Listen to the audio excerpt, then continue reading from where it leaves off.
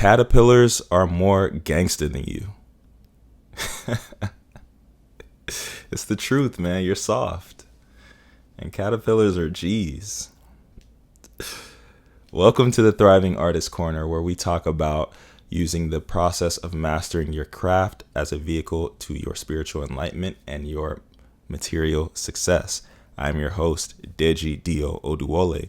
And if you also happen to be a reader, you will enjoy the free email newsletter where I talk about the same topics here, as well as providing updates to what I'm up to creatively. Link is in the sign up page in the description. So yes, I was not joking. Caterpillars are more gangster than you.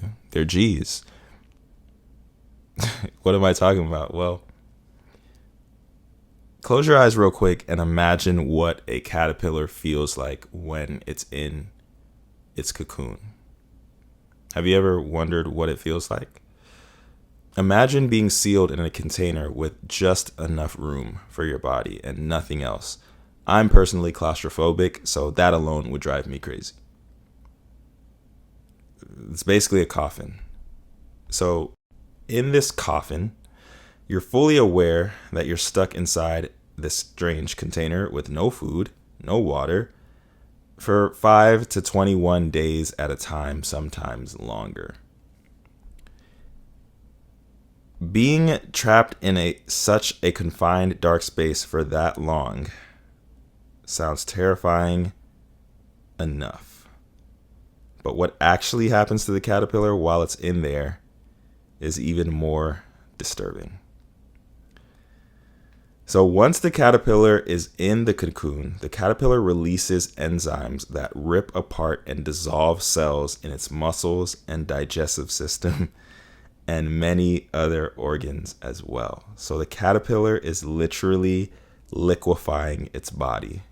It's literally dissolving its body, only leaving like the breathing tubes so it can breathe and feel all of this pain and discomfort. But now that you're aware of what's happening to the caterpillar while it's in the cocoon, how do you think it feels while it's in there? Think it feels happy? Think he's chilling? I would go ahead and say that it's very uncomfortable or very painful. It can't possibly be comfortable.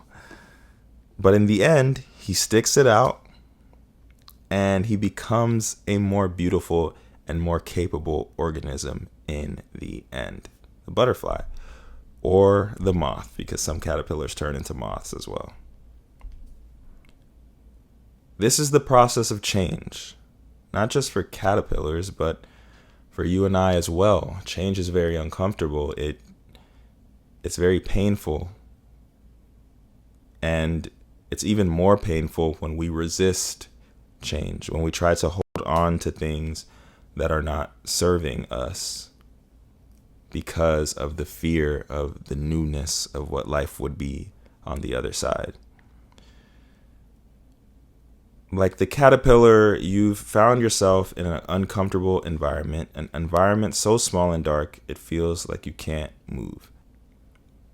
Your former self is dissolving bit by bit. Your spiritual body is melting and it feels horrible. But this is only for a season. You see, once your chrysalis phase is over, you will emerge stronger, more capable, and more beautiful.